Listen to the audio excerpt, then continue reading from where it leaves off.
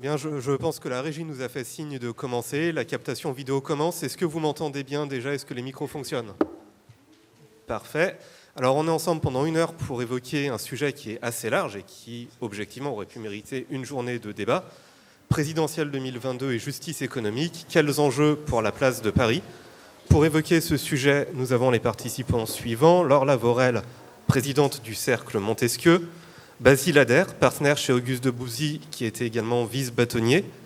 Romain Gros, député LREM de la première circonscription des Pyrénées-Orientales et accessoirement avocat. Les avocats est une espèce très très répandue au Palais Bourbon pendant des années. Aujourd'hui, c'est un peu plus rare, mais vous maintenez la tradition. Et Paul-Louis Netter, président du tribunal de commerce de Paris, que je vais laisser ouvrir la discussion, peut-être en évoquant un point qui est très important dans la place du droit de Paris, c'est le fait que la France, mine de rien, reste un état de droit, ce qui fait qu'on a quand même un avantage concurrentiel par rapport à d'autres lieux géographiques. Oui, merci. Alors, la France reste un état de droit. C'est assez intéressant comme formulation parce que il est exact que si on regarde la planète, les états de droit ont tendance progressivement à s'éteindre et que de plus en plus, on voit des très grandes puissances qui ne sont plus des états de droit. Je vais prendre un exemple qui s'affiche comme tel d'ailleurs. C'est la Chine. Quand vous lisez la littérature chinoise, on vous explique que finalement l'indépendance de la justice est une erreur occidentale et que en fait la justice est le bras armé du parti et que c'est le parti qui définit les axes d'orientation, les axes d'action du pays. Donc on n'a pas l'indépendance de la justice n'est pas une valeur, la justice est un moyen au service du parti. Et je ne vais pas énumérer l'ensemble des nations qui, dans le monde d'aujourd'hui, ne sont plus des États de droit, mais disons que ça fait ressortir de façon beaucoup plus positive le fait, effectivement, d'être un État de droit. Alors, nous sommes un État de droit et nous le sommes depuis longtemps. J'ai plaisir à rappeler l'image de Saint-Louis sous son chêne. Alors Saint-Louis sous son chêne, c'est pas seulement un coloriage d'enfant, en réalité, c'est dire quoi? C'est dire que depuis très longtemps, nous accordons de la place au droit, et c'est aussi évoquer ce lieu emblématique de Paris qui est l'île de la Cité où Saint-Louis, effectivement, on peut l'imaginer, rendait effectivement la justice. Quant au chêne, je ne sais pas très bien, je pense qu'il n'existe plus, mais gardons en tête cette image, je pense qu'elle est importante. Alors, il y a cette tradition historique, naturellement, mais aujourd'hui, il y a aussi d'autres atouts, à vrai dire, et les atouts de la place de Paris, de mon point de vue, sont très nombreux. Alors, les atouts concernent d'abord la justice. Moi, je suis président d'un tribunal, donc vous vous attendez bien à ce que je parle d'abord des juges et des magistrats. Et donc, la justice, c'est quoi chez nous? C'est quand même des juges qui sont indépendants, ça c'est un premier point, c'est des juges professionnels, c'est un deuxième point, et aussi ils travaillent dans le cadre d'une justice qui est peu coûteuse. Alors, ça a des avantages, ça a des inconvénients. À ce stade, je mentionne l'avantage que ça a de faire que la justice dans notre pays est une justice globalement peu coûteuse. Mais je pense qu'il serait dommage de s'arrêter uniquement aux magistrats et aux juges. Parlons des avocats, et pas seulement par courtoisie pour bon voisin et pour Maître Adair. On a un barreau à Paris qui est un barreau tout à fait remarquable, qui comprend d'abord tous les grands cabinets mondiaux et qui est un barreau très largement ouvert vers l'international. Il n'est pas rare de trouver à Paris des avocats qui sont inscrits dans plusieurs barreaux de la planète. Et je pense que c'est un avantage extrêmement important d'avoir dans notre écosystème ce type de barreau. Enfin, Paris, je le rappelle aussi, est une place mondiale d'arbitrage. Vous savez que nous avons la Chambre de commerce internationale. C'était en quelque sorte une suite de la Première Guerre mondiale. Ça s'est fait dans les années 20. Et donc, globalement, ça fait un siècle que Paris est une place d'arbitrage. et parmi les toutes premières places d'arbitrage du monde. Enfin, il y a, je ne voudrais pas dire de façon péjorative, mais il y a aussi les autres professions qui gravitent autour, c'est-à-dire les huissiers, les auxiliaires de justice, c'est-à-dire les administrateurs judiciaires, mandataires judiciaires, et puis aussi les universitaires, parce que ils contribuent aussi par leurs commentaires, par la doctrine, effectivement, à faire de Paris une place vivante et une place effectivement de droit. Alors, environnement de très grande qualité. La question aujourd'hui revient à dire comment allons-nous tirer parti de tous ces avantages dans un monde qui a fait du droit aujourd'hui une arme économique et une arme politique. Et nous nous trouvons au surplus dans un monde où la concurrence entre les places de droit est devenue une concurrence extrêmement forte. C'est ça notre contexte aujourd'hui. Nous avons des atouts, mais nous avons des atouts aussi dans un monde qui est devenu très concurrentiel. Et c'est quand même quelque chose de très nouveau. Monsieur Adair, peut-être quelques mots sur ce que vient d'évoquer Monsieur Netter et peut-être sur le Brexit. Londres était pendant plusieurs années notre concurrent, un de nos concurrents en international. Est-ce que le Brexit a eu des retombées positives sur la place de Paris, d'après vous ? D'abord, je ne peux que souscrire à ce que vient de dire le président Netter. Et lorsqu'il évoque la qualité, le nombre, nous sommes peut-être le plus grand barreau d'Europe. C'est un peu la poule et l'œuf. Est-ce que c'est parce qu'il y a les grands cabinets que la place de droit s'est développée, ou c'est parce que naturellement et parce qu'elle a les atouts qu'on vient de rappeler que les cabinets sont là? Sans doute un peu les deux explications. Il est clair que, puisque votre sujet c'est les présidentielles, pour moi la condition fondamentale c'est l'état de droit, c'est la sécurité juridique, c'est l'indépendance des magistrats. Et toutes les boîtes internationales, lorsqu'elles peuvent avoir un choix juridictionnel, vont naturellement aller vers l'endroit où elles auront une lisibilité, une prévisibilité de l'application de la règle. Et c'est pour ça qu'il faut qu'on ait des tribunaux évidemment indépendants, mais des règles de droit qui respectent les grands pactes internationaux.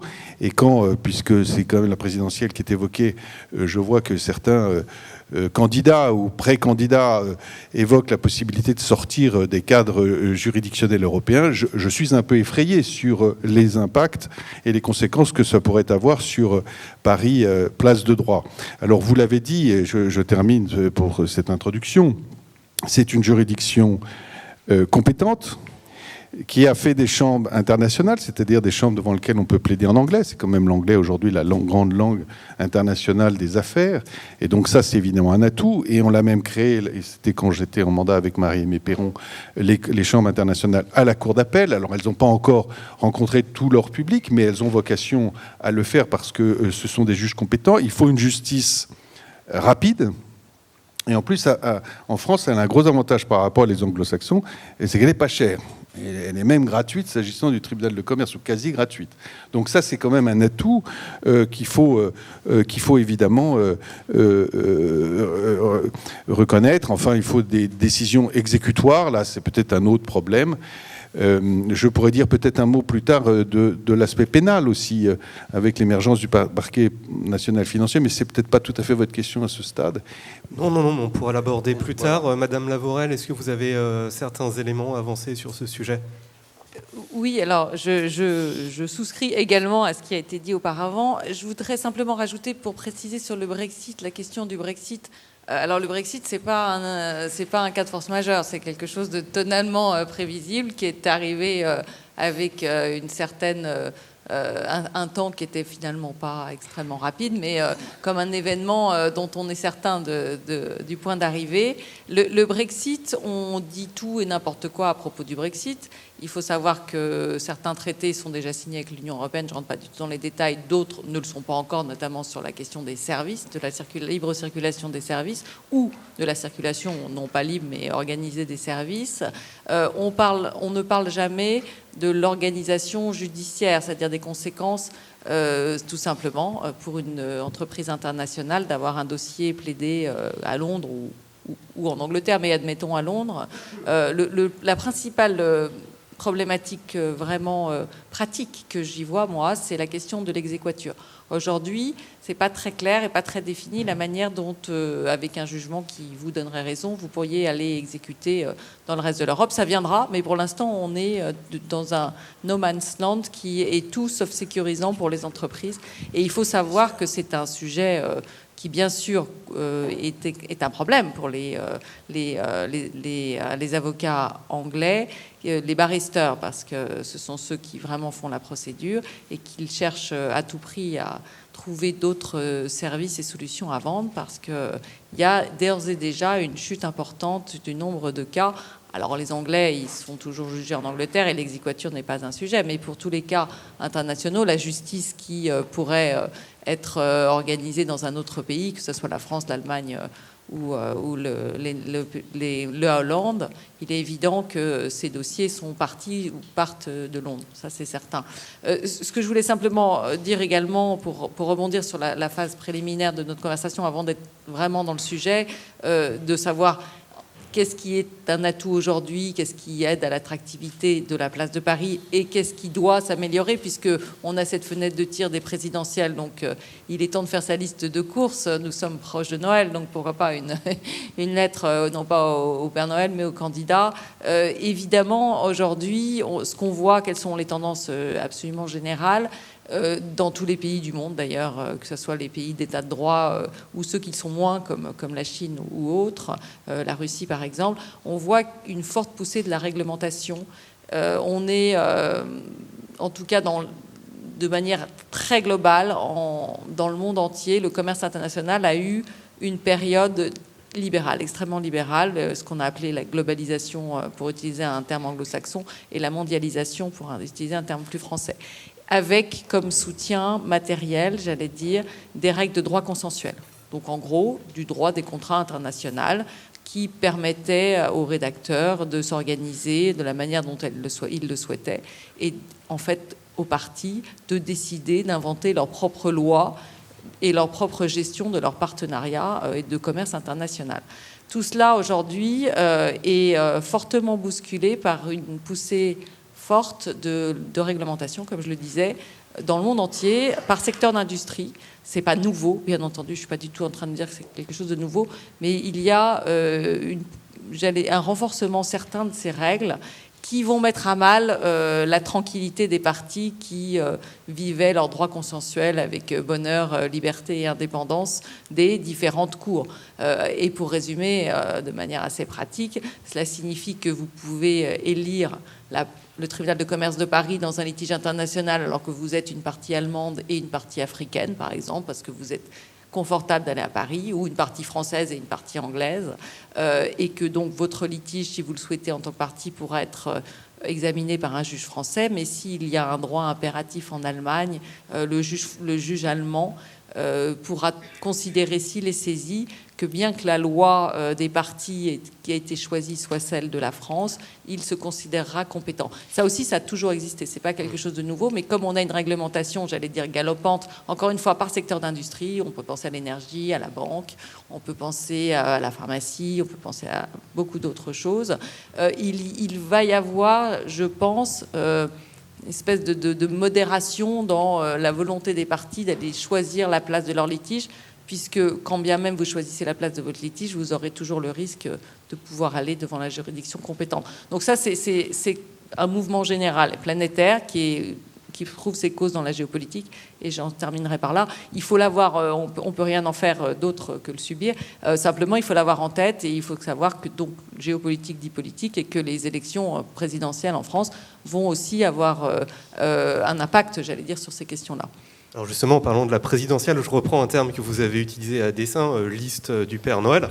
Alors le législateur a dans l'atelier certaines choses qui ont été mises en place depuis quelques années, qui peuvent être mises en place. Donc on laisse la parole à monsieur le député. Merci Lucas de m'introduire de cette façon-là dans l'atelier du Papa Noël. Donc c'est très intéressant pour nous tous. Ça met la barre haut quand même. Et surtout, ça prouve que le pouvoir politique existe encore et peut agir. Contrairement à ce que pensent certains. Quoi qu'il en coûte, voilà, comme le dit Paul Louis. Alors, moi, je reviendrai sur votre question qui est juste passionnante. Passionnante parce qu'elle fait du droit des affaires une question politique. Et j'allais dire, il était temps. Il était temps. Alors, pourquoi il était temps? C'est qu'on en parle tous, on considère ça comme une évidence, mais moi qui connais un peu les deux mondes, le monde politique et le monde des affaires, je peux vous dire que dans le monde politique, on n'est pas certain que la compétitivité d'un pays passe par le droit des affaires.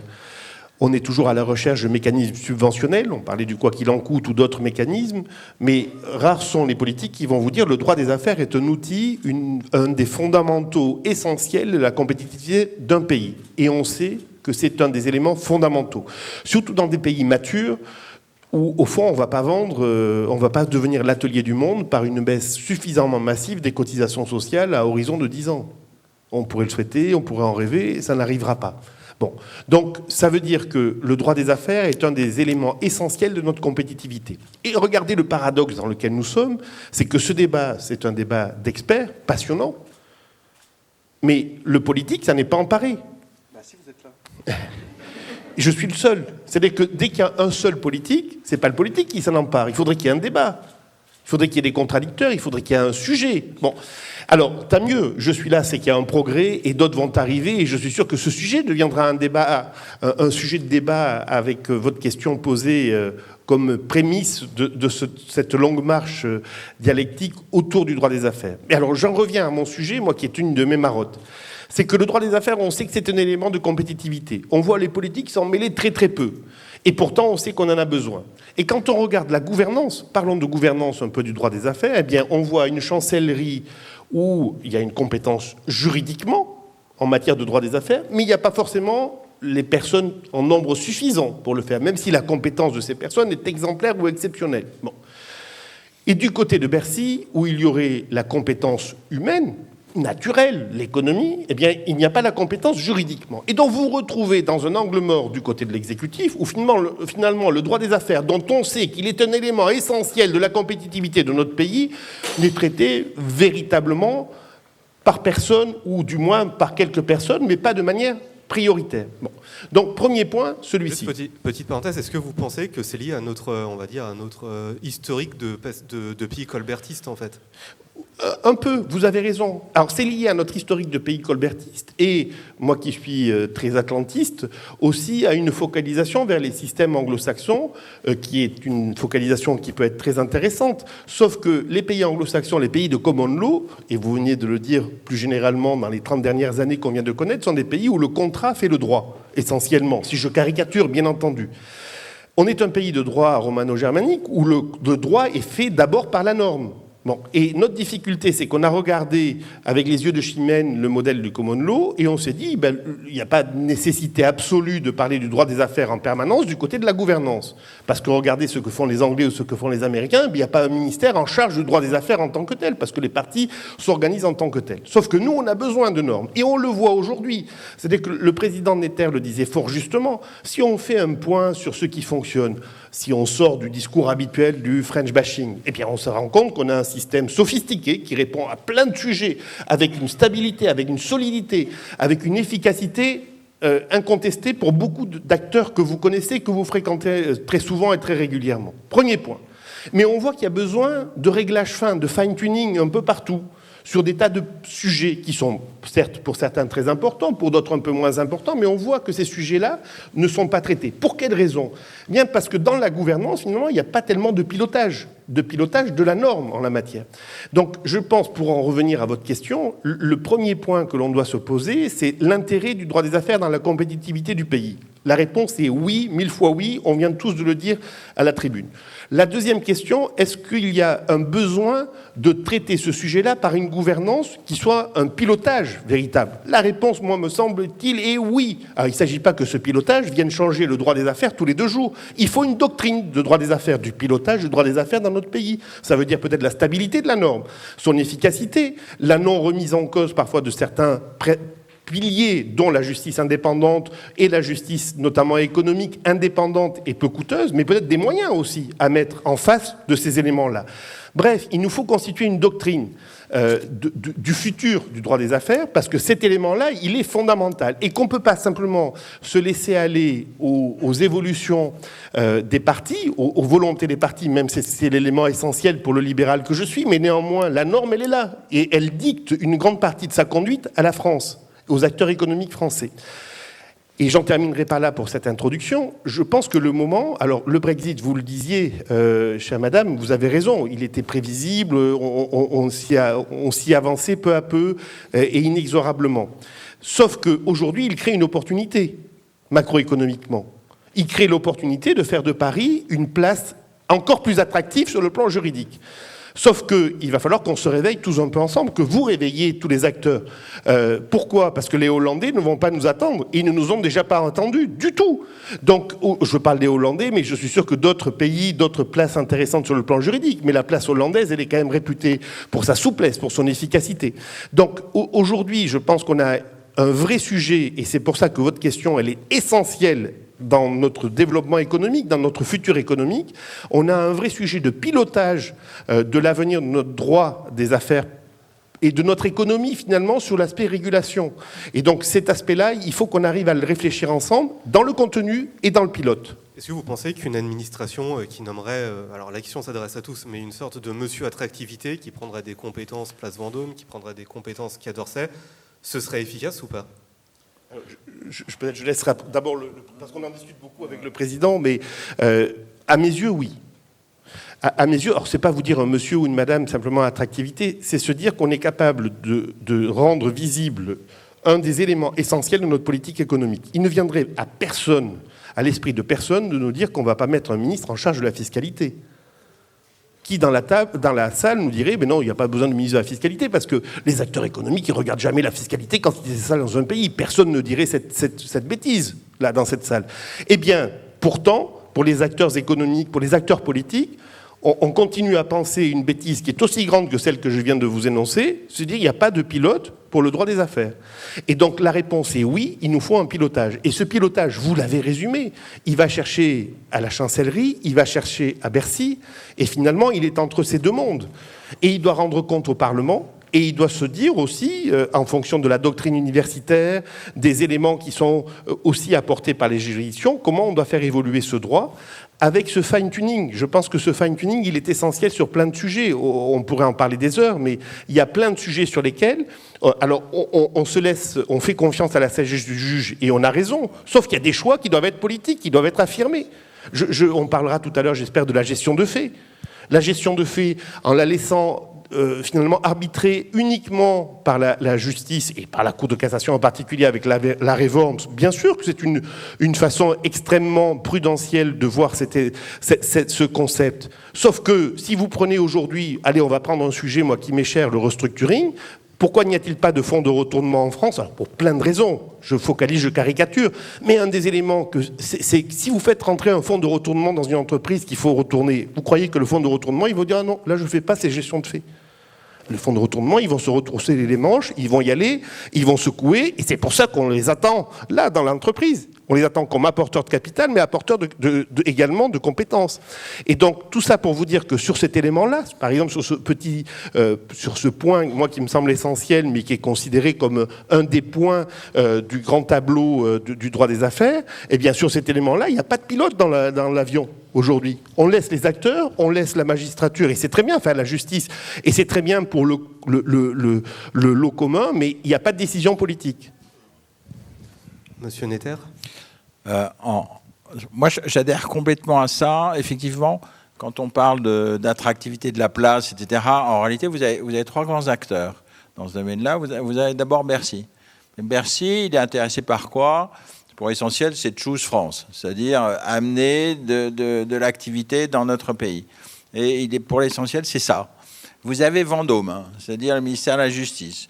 Lui, il est intéressé par la norme de droit, il dit, voilà, c'est bien. Et puis, on s'intéresse à l'international, dit-il, parce que, regardez, on a des magistrats de liaison.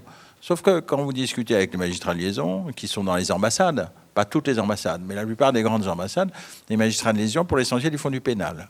C'est-à-dire l'enfant qui a été enlevé, le criminel qu'il faut rapatrier, etc. etc. Et l'économie, ça ne les intéresse pas beaucoup. D'une façon générale, d'ailleurs, l'économie, ça n'intéresse pas trop les magistrats. Ça, c'est une question un peu plus large. Et puis le troisième acteur, c'est le Quai d'Orsay. Et Quai d'Orsay, il est assez content. Je veux dire, je ne sais pas très bien ce qu'il fait, mais en tout cas, il est assez content. Bon, voilà, ça a l'air d'aller. Hein, ça a l'air d'aller. Le problème de cela, finalement, c'est que vous n'avez pas d'unité. Je vais prendre un exemple. En 2015, il y a eu une fusion qui était assez intéressante entre l'Agence des participations financières internationales de l'État et UbiFrance. Et ils ont fait quoi ensemble? Ils ont fait Business France. Voilà. Et Business France, aujourd'hui, c'est une agence qui fait du boulot pour, effectivement, favoriser l'export des produits français, bien sûr, vers l'extérieur. On n'a pas ça en matière judiciaire. On n'a pas ça du tout. On n'a personne, d'abord, qui coordonne les activités de ces différentes administrations. Et surtout, aussi, on n'a personne qui... Et là, je vous rejoins complètement. Ces personnes qui incarnent cela. Il faudrait quoi, en fait? Il faudrait qu'on dise, voilà, il y a quelque chose qui s'appelle Law Firm in France, ou je ne sais pas quoi, quelque chose de genre-là. Et à la tête, on met qui? On met un très grand magistrat, ou on met un très grand avocat, ou on met un très grand professeur d'université, mais quelqu'un qui est complètement tourné vers l'international, qui passe son temps dans les avions, et qui vient dire, voilà, il faut venir en France parce qu'en France, on a une place de droit absolument magnifique. C'est une sorte de business développeur. C'est une sorte de business développeur, mais on ne va pas lui dire comme ça parce que sinon, ça ne va pas marcher. Je veux dire, enfin, je le crains en tout cas. Ça probablement aux fonctionnaires et ils n'aiment pas trop être appelés business développeur. Ouais. Mais ça c'est quand même essentiel. Regardez, moi je suis allé une fois il y a un truc qui s'appelle le Legal Forum de Saint-Pétersbourg. C'est très impressionnant, parce qu'au Legal Forum de Saint-Pétersbourg, et tout le monde connaît la justice russe, le Legal Forum de Saint-Pétersbourg, vous avez le monde entier qui est là, je veux dire, et c'est hyper bien organisé. La mairie de Saint-Pétersbourg bloque des rues pour permettre aux participants d'aller boire un coup, etc. C'est vraiment magnifique. Est-ce qu'on a ça en France ? Pas une fois. Je veux dire, est-ce qu'on a vu aujourd'hui notre capitale ou nos pouvoirs publics dire bon, on va faire une manifestation exceptionnelle pour le monde entier qui est vive la loi française ou nous on est une vraie place de droit. Ça n'existe pas. Et c'est pire encore. Personne n'y pense d'ailleurs. Personne n'y pense. Mais c'est ça qu'on devrait faire, parce que si on veut renforcer l'attractivité de la place de droit, ben, il faut dire au monde entier on est vraiment très beau. Et en plus, c'est vrai qu'on a beaucoup de choses qui font qu'on est beau. Enfin, voilà. Donc, j'en dirai pas plus, parce que je pense que chacun a parfaitement compris ce que je voulais dire sur le sujet.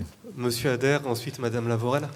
Oui, moi j'ai trois autres choses à dire, mais je confirme que si le barreau de Paris est sans doute le plus grand et le plus beau d'Europe, la rentrée du barreau de Paris, je l'ai eu la chance de l'organiser 2 années, réunit la plus belle, même l'ABA ne réunit pas autant d'avocats, alors beaucoup plus d'avocats américains, mais venant de tous les endroits du monde. Pas simplement parce que Paris est une très belle ville, parce que ça c'est incontestable, mais on le fait en règle générale fin novembre, début décembre, donc c'est pas le meilleur moment pour faire du tourisme à Paris. Non, parce que les gens ont envie de s'y retrouver. Donc c'est un pôle naturel d'attraction. Mais pour ça, je vais revenir sur ma marotte, c'est l'état de droit. L'état de droit, c'est le procès équitable. Le procès équitable, c'est un avocat qui a la plénitude de ses attributions. Et monsieur le député, je suis très content que vous soyez là parce que vous allez avoir un débat prochainement qui nous préoccupe au plus haut point. Et qui vous préoccupe d'ailleurs comme avocat. Forcément, vous n'avez pas oublié que vous étiez avocat. Et ce qu'on demande à un avocat, c'est-à-dire une confidence parfaite de tout ce que lui confie son client lorsqu'il a des inquiétudes sur l'application de la règle de droit, sur ce qu'il peut faire, pas faire, et qu'on envisage tous les scénarios possibles. Ça ne peut pas être autrement dans la relation qu'un avocat a avec ses clients, que ce soit des entreprises ou que ce soit des particuliers. Et donc, nous sommes très fâchés, vous l'avez entendu, de ce que, à la faveur de ce qui devait être une avancée du secret professionnel, comme devant s'opposer à la chambre criminelle, notamment pour tout ce qu'elle fait en matière de perquisition ou d'écoute téléphonique des clients des avocats, mais avec leur avocat, le garde des Sceaux s'est dit, bon, bah, je le mets dans l'article préliminaire du Code de procédure pénale, c'est aujourd'hui le meilleur endroit pour mettre un grand principe qui irrigue ensuite normalement toute la procédure pénale, mais qu'à la faveur de ce changement de la loi, qui devait être une avancée du secret professionnel, les sénateurs, puis la CMP, dans laquelle il y a des avocats, aient renoncé et finalement on aura un retrait, puisque sur certaines infractions qu'on estime justifiant qu'on s'assoit sur le secret professionnel, c'est-à-dire le blanchiment, la fraude fiscale et la corruption, je ne sais plus quels sont les 4, il n'y ait plus de secret professionnel. C'est-à-dire qu'il suffira désormais pour les autorités d'ouvrir sur ces chefs-là pour pouvoir aller saisir tout ce qu'un avocat a pu dire à son client lorsqu'il s'interrogeait légitimement sur la portée et l'application d'une règle de droit. Donc pour nous, c'est une vraie préoccupation. Je vais terminer là-dessus parce que je vais aller au bout de la préoccupation de notre rencontre, c'est-à-dire les conséquences économiques. C'est que à partir du moment, si c'est voté en l'état, et j'ose espérer qu'on va pouvoir revenir en arrière grâce à un amendement gouvernemental, ça va se jouer dans les prochains jours, on sait que désormais, en France, pas simplement à Paris, mais donc à Paris aussi, on peut saisir dès lors qu'on pourra ouvrir sur ces infractions-là et qu'il n'y a plus de secret professionnel et qu'on ne peut plus échanger avec un avocat. On va affaiblir les entreprises françaises. Pas simplement les cabinets d'avocats, on va affaiblir les entreprises françaises, leurs services juridiques. Et désormais, on ira ailleurs lorsqu'on voudra échanger. Et donc, on va démonétiser la place de Paris. Parce qu'on porte un coup très sévère à l'état de droit, en ce que le procès équitable suppose des avocats avec la plénitude de leurs attributions. Je le redis à cette occasion, le secret professionnel, c'est pas un attribut de l'avocat, c'est une obligation pour l'avocat. Une obligation, alors là, elle est sévèrement réprimée lorsque on ose confier ce qu'on nous a dit au bout de 2 minutes de conversation, et que c'est un droit des justiciables, des entreprises comme des particuliers, mais qui doit aussi s'opposer aux autorités publiques et judiciaires qui ont fait un lobbying terrible. Et vous dites, ça doit se faire entre Vendôme et non. C'est Bercy qui a eu le dernier mot. Comme souvent, c'est Bercy qui a eu le dernier mot. Et notre pauvre garde des Sceaux est obligé de manger sa cravate parce qu'il s'est rendu compte que dans les arbitrages qui ont été faits au-dessus, il n'a rien pu dire. Ce qui est pour nous une énorme déception, alors que c'est un avocat qui se trouve pour une fois place Vendôme. Et que... il en résulte, si vous voulez, je ne sais plus par quoi je voulais terminer, mais au regard des enjeux présidentiels, c'est même avant la présidence, que votre parti, qui décide quand même comment la règle doit être votée, puisqu'elle a le dernier mot, ne perde pas la boussole démocratique, sinon ça sera un appauvrissement considérable des entreprises et de la vie économique française. Si vous me permettez juste de rebondir, parce que je pense qu'on est dans un des cœurs du sujet que vous avez soulevé, qui est juste fondamental. À titre personnel, parce que je suis à la fois pas membre de la commission des lois, je suis membre de la commission des finances, et c'est surtout un amendement sénatorial, je vous le rappelle, vous l'avez fort justement dit, et de l'Union centriste. Alors je suis un centriste de cœur depuis longtemps, bien avant la création de LREM, sauf que c'est pas du tout LREM qui l'a porté. Bon. Et c'est la majorité sénatoriale, je me permets de vous le rappeler, oui, je suis au courant de tout ça, mais c'est quand même eux qui avaient le dernier mot. Non, enfin, c'est nous, c'est la CMP, et dans la CMP, c'est un peu plus... Enfin, je suis pas là pour ergoter, mais donc je vais m'exprimer à titre extrêmement personnel, mais pour vous dire que j'adhère.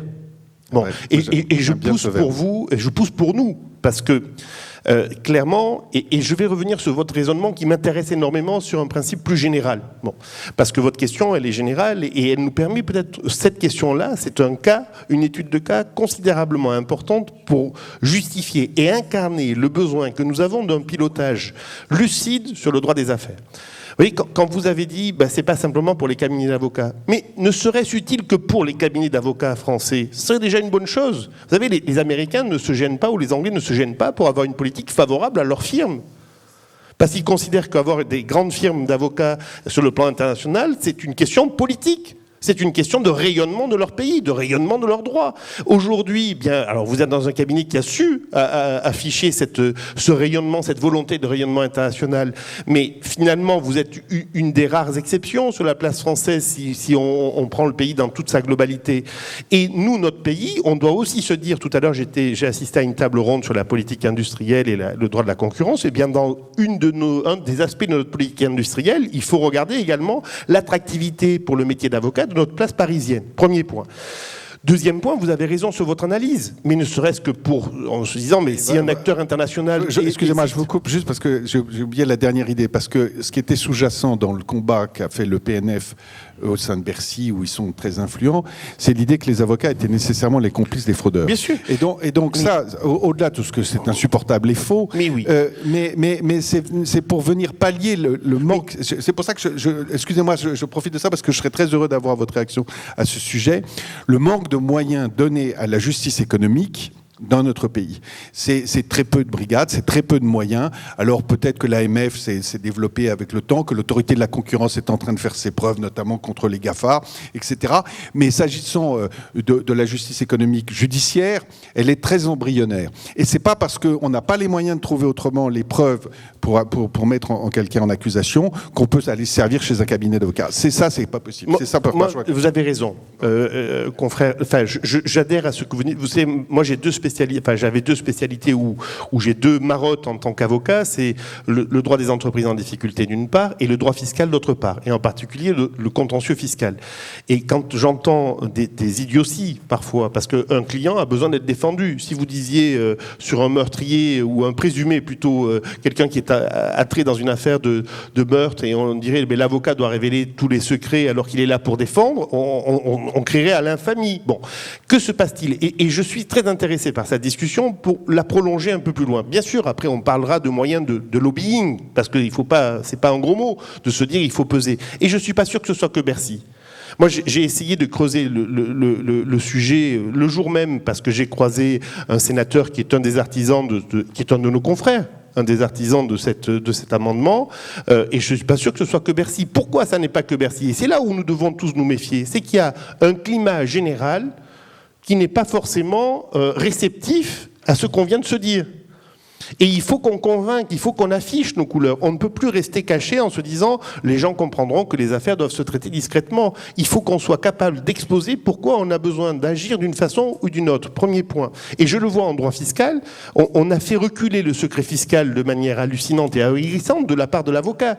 Mais fragilisant qui ? À la fois l'avocat, les cabinets français, indéniablement, mais également les contribuables. Parce que le droit à se défendre, c'est un droit important. Je termine par là, juste sur cet élément-là, parce que je voudrais, pardonnez-moi d'être trop bavard, mais ce que vous nous dites est très, très intéressant sur deux points, pour en terminer par là.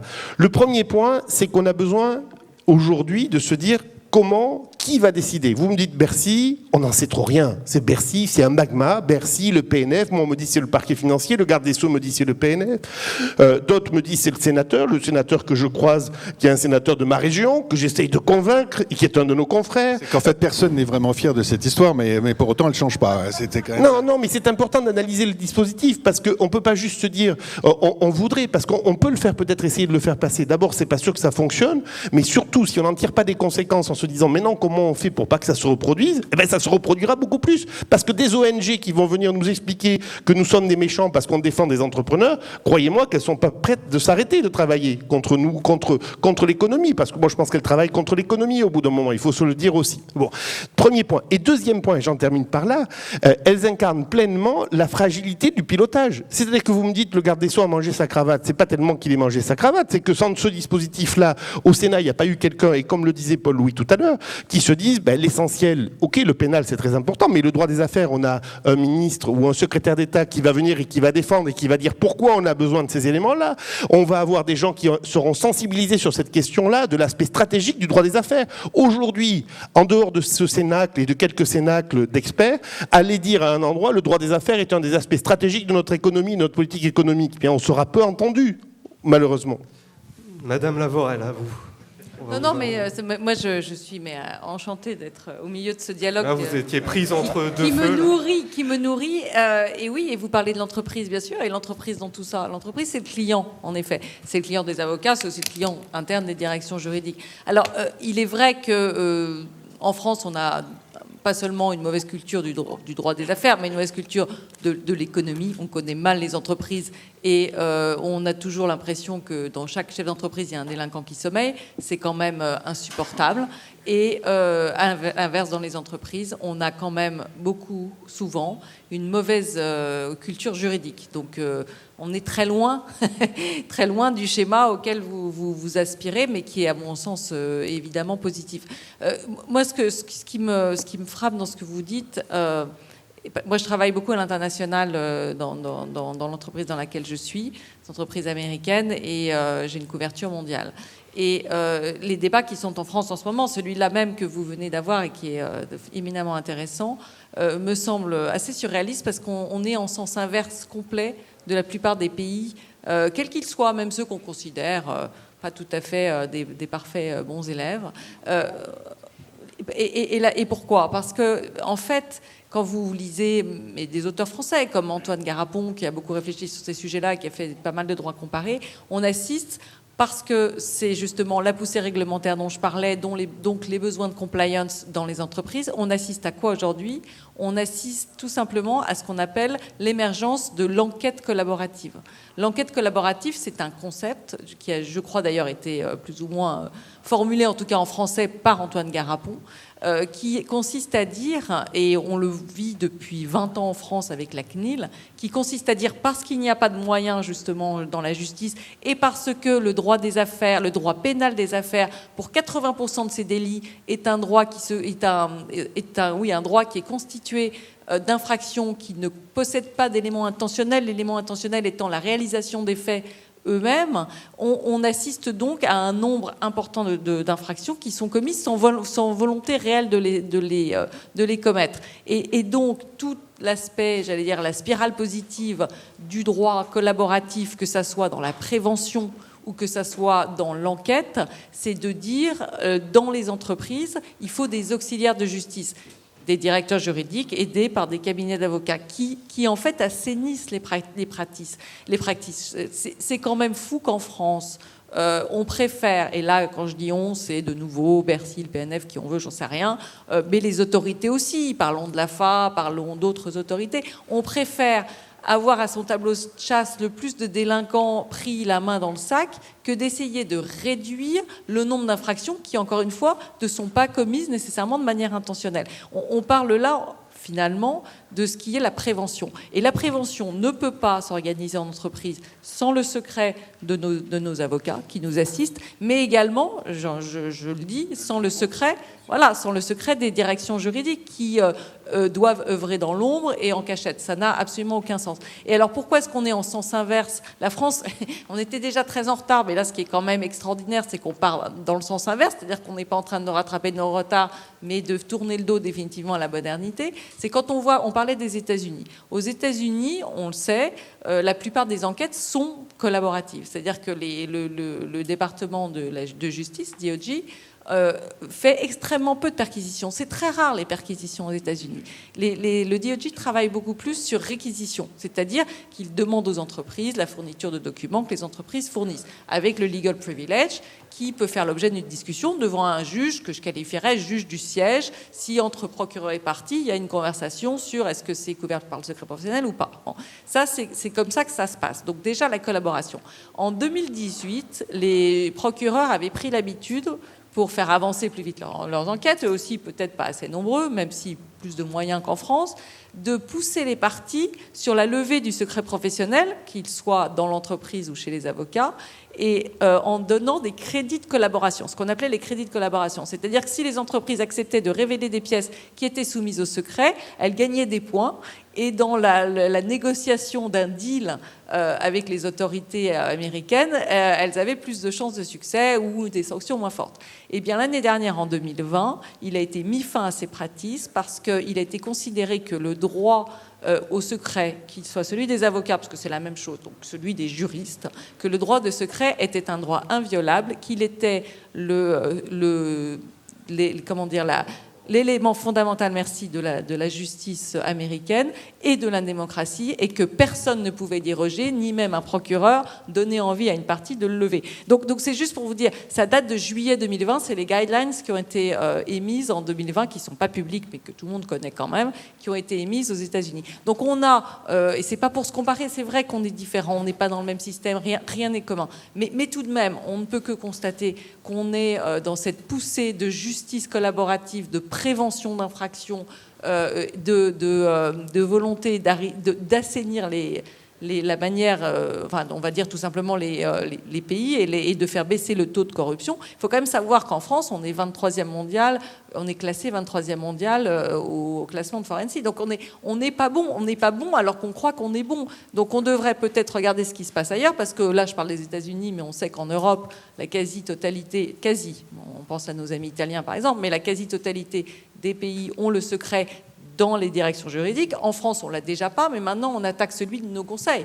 Donc, il est temps pour les entreprises d'aller faire, c'est mon inquiétude, hein, c'est pas du tout mon souhait, d'aller prendre des décisions de compliance et importantes dans des pays où elles sont plus protégées. Et là, on est à l'inverse de ce qu'on parle, c'est-à-dire l'attractivité. Juste petite question, est-ce que vous pensez qu'un statut vraiment d'avocat en entreprise, ça permet justement de mieux protéger sauf si l'avocat n'est plus un avocat. Alors dans ce cas-là, effectivement, il n'y a plus personne. Mais évidemment que le service qui est demandé à un service juridique, pardonnez-moi, alors je parle à votre place, mais à une direction juridique, c'est exactement la même nature que ce qu'on demande à un avocat. Quand on est une petite société, un particulier, on s'adresse directement à l'avocat. Lorsqu'on a la chance d'avoir souvent d'ailleurs d'anciens avocats au sein des directions juridiques, on s'adresse à eux, on pose les mêmes questions légitimes. Est-ce que j'ai le droit de faire, pas faire? Et il ne faut pas que la réponse qui est donnée, ah bah attendez, il y a un risque, devienne l'élément d'accusation fondamentale, comme on le voit dans les affaires de fraude fiscale, parce qu'on va se servir chez les avocats fiscalistes, et on dit, vous ne pouvez pas ignorer que c'était faux, et l'élément de bonne foi ne pouvez pas soulever, parce que votre conseil avait dit, ça peut être constitutif d'abus de droit. Circuler, il n'y a rien à voir, et vous serez forcément condamné. C'est quand même le monde à l'envers. Et c'est un affaiblissement de la place de Paris, de la place française. Les entreprises sont affaiblies parce qu'elles n'ont plus, alors elles n'ont pas en leur sein ce qu'elles devraient avoir depuis longtemps. Et nous sommes au barreau de Paris favorables depuis, on l'a voté depuis moins d'une dizaine d'années à l'avocat en entreprise. Plus on sera nombreux, plus on se reconnaîtra. On est les mêmes. Alors on aura un petit problème d'indépendance qui sera un peu différent, mais sinon on fait exactement le même métier. Il n'y a aucune raison qu'on ne soit pas à l'extérieur comme à l'intérieur, comme c'est dans quasiment tous les autres pays européens. Mais surtout avec le secret professionnel, parce que sinon on ne sert plus à rien, franchement. Moi, juste pour rebondir sur un élément et qui m'a beaucoup intéressé, Laure, sur l'élément de comparaison. Alors, je fais référence à mes souvenirs de droit fiscal, et si vous voulez, je ne suis pas persuadé que le mouvement soit uniquement français, malheureusement. Allez, vous dire, j'aurais souhaité que ça ne soit que gaulois, le mouvement. Ça n'est pas le cas si je prends le droit fiscal, qui est un peu préfigurateur de ce qui se passe sur beaucoup d'autres aspects. C'est d'Axis, oui. Et c'est Axis, c'est pas qu'Axis, c'est le droit américain. Parce qu'allez vous manger un contrôle fiscal aux États-Unis, c'est-à-dire que c'est de la compliance, sauf qu'à un moment donné, et on rentre dans des choses un peu rugueuses. Bon, et c'est surtout, j'allais vous dire, et c'est là où il faut qu'on soit lucide, les yeux ouverts là-dessus. C'est surtout des opinions publiques parfois. Moi, je vais prendre référence sur un autre sujet que le droit fiscal, et un sujet dont on a beaucoup parlé avec Paul Louis, le droit des entreprises en difficulté. Vous avez un élément, la sanction, l'action en comblement de passif pour l'entrepreneur dont l'entreprise a fondu les plombs. Bon. Bien, vous avez un article du Code de commerce qui dit que le juge peut condamner à tout ou partie l'entrepreneur au comblement de passif.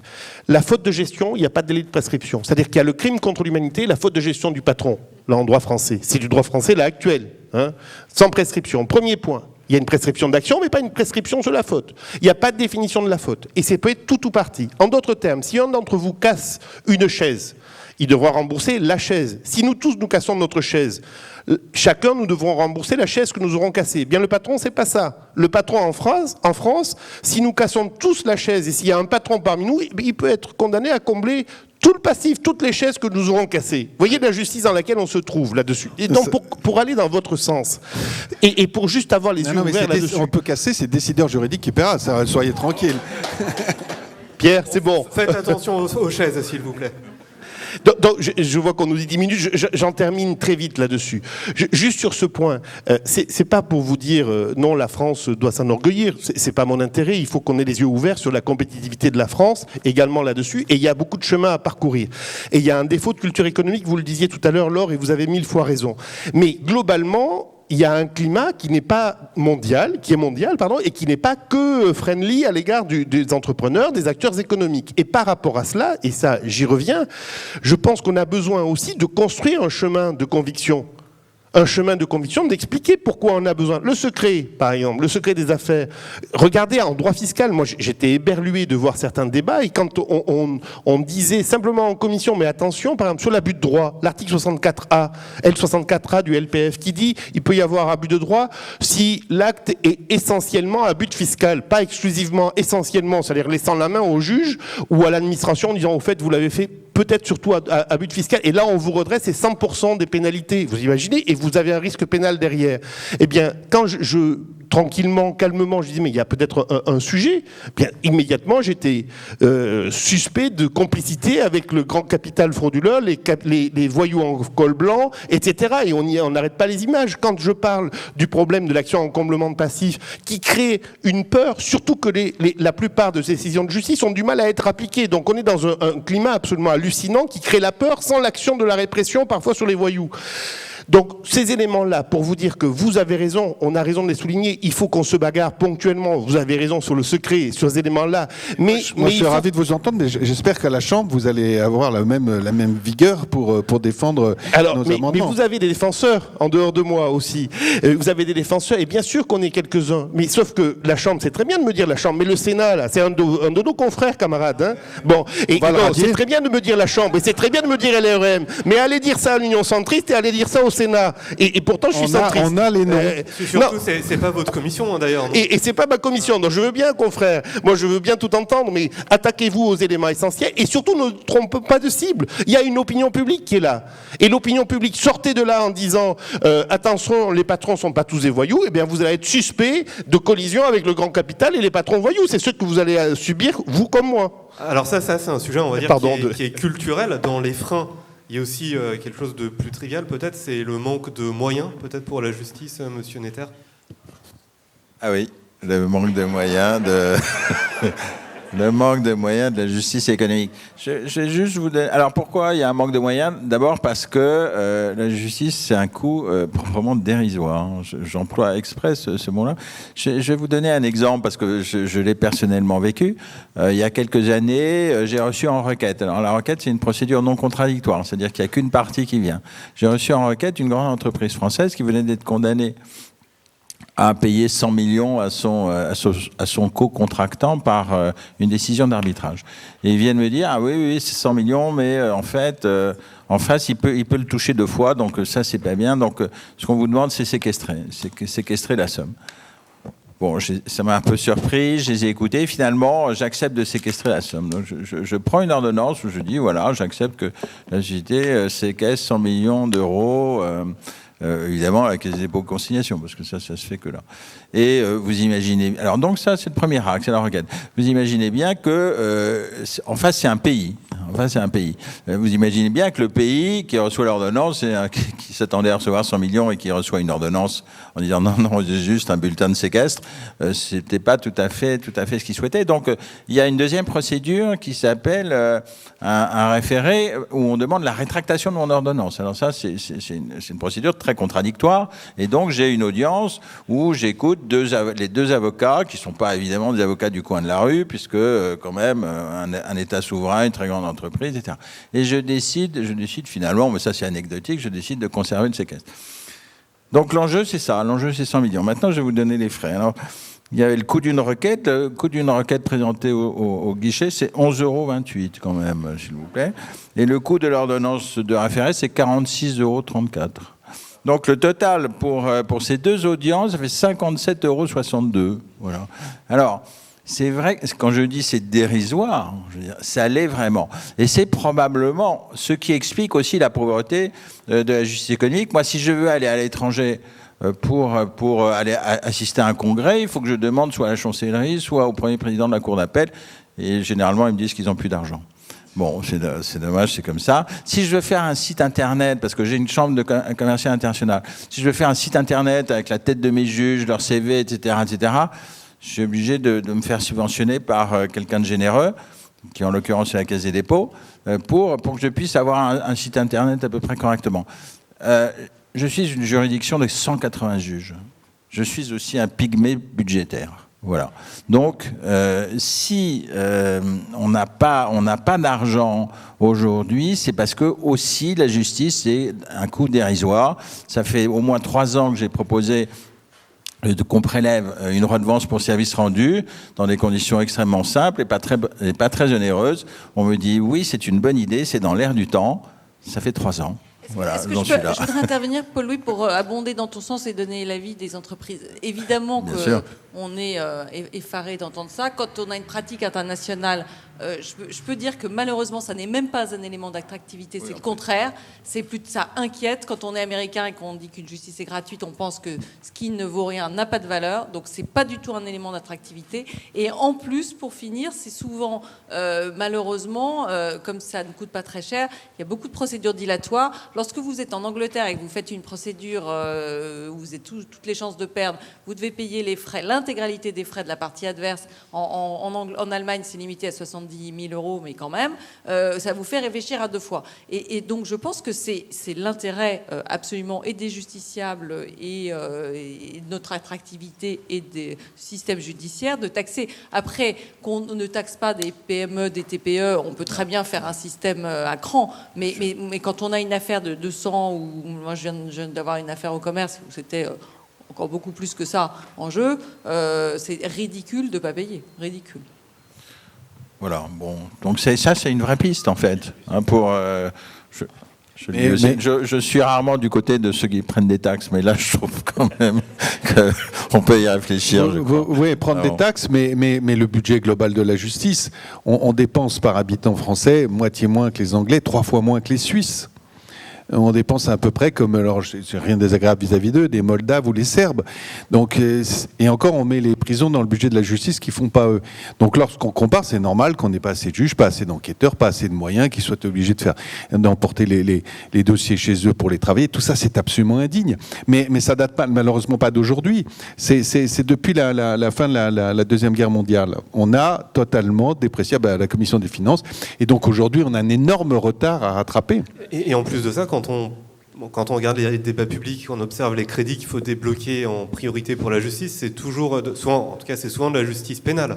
La justice économique, je ne sais pas si vous êtes d'accord, Monsieur Gros, mais c'est la grande oubliée. C'est ça. Mais c'est exactement ce qu'on se dit depuis tout à l'heure sur la nécessité d'avoir du pilotage et une visibilité, une incarnation. On a besoin aujourd'hui de drainer là aussi des moyens pour la justice économique. Et après, c'est ce que vous disiez à juste titre, c'est-à-dire depuis 1945, on déraisonne complètement. Le coût de la justice par habitant est absolument hallucinant quand on le compare à nos grands partenaires. Et c'est un problème, et j'y reviens. On paye mal nos juges. C'est indigne de savoir que maintenant, à Paris, ils peuvent plus se loger à Paris. Ils sont obligés de... Et c'est le problème de l'état de droit que vous évoquez tout à l'heure comme votre marotte, et vous avez raison, et on le partage. On partage cette marotte parce qu'elle est nécessaire au fonctionnement de notre société, de notre économie, de ces éléments-là. Et donc, oui, il y a une sous-dotation de la justice qui est dramatique dans notre pays depuis 1945 et qui s'est confirmée. Alors, les choses, on essaye de les corriger, mais malheureusement, on revient de tellement loin, et puis on intègre le budget des prisons avec d'autres problématiques dans le sujet, donc on est dans un magma difficile. Je vois que le temps nous est compté. J'ai une dernière mini-question pour Monsieur Gros. Encore ? Oui, désolé, mais là, elle me vient à l'esprit, c'est est-ce que vous et d'autres collègues juristes évangélisez vos collègues à l'Assemblée nationale ou au Sénat sur ce sujet ? Évangéliser, je sais pas. Moi, je suis en train de créer un groupe de travail parce que j'ai du mal à dire évangéliser spontanément comme ça. Bon, parlementaire sceptique et un peu gallocentrique, donc j'ai du mal là. Mais voilà. Persuader, convaincre. Non, ce qui est sûr, c'est qu'on est en train de constituer un groupe de travail avec d'autres collègues, d'autres groupes parlementaires et du mien, qui sont parfois certains avocats également, et puis des gens issus de l'université, issus de direction juridique et du métier d'avocat et de commissaire aux comptes également, pour réfléchir à ces problématiques-là. Parce qu'il nous faut aussi pas oublier le fond, c'est-à-dire que je reparle de ma gestion de faits, de l'action en complément de passif, il faut aussi réfléchir à ces questions-là. On a besoin aujourd'hui, c'est-à-dire que le droit des affaires globalement, et vous l'avez tous dit de manière bien plus experte que moi, que je parviendrai à le dire, le droit des affaires tel qu'il se constitue aujourd'hui en France, il est solide, il répond à des problématiques complexes, il est sophistiqué, il permet de véritablement constituer un outil intéressant, sauf qu'il y a quelques sujets sur lesquels il faut être capable de le faire évoluer. Et ces quelques sujets, eh bien, aujourd'hui, il manque un pilote dans l'avion parce que précisément, les moyens, parce que précisément, la visibilité et la prise de conscience. C'est-à-dire qu'aujourd'hui, comme on le disait tout à l'heure sur le secret, on a un besoin majeur de prise de conscience. Donc votre idée, votre question en conclusion de ce séminaire, elle est fabuleusement importante et bravo d'avoir posé cette question. Maintenant, il faut que tous on aille claironner sur cette prise de conscience. Et ça n'est pas simple parce que l'opinion publique, spontanément, elle n'est pas réceptive. D'abord par défaut, parfois, de culture économique, mais aussi parce qu'il faut être conscient que les ventes ne sont pas forcément hyper porteurs sur ces... Quand on sort les drapeaux en disant on veut protéger les acteurs économiques. Alors, merci beaucoup. Alors, on a un petit panneau qui nous informe que l'heure de débat est terminée et touche à sa fin. Donc on va l'interrompre sur scène, mais on passe à un cocktail qui est organisé juste à la sortie de la salle. Et on pourra aussi poursuivre les débats de manière plus informelle. En tout cas, merci à tous les quatre et merci à vous.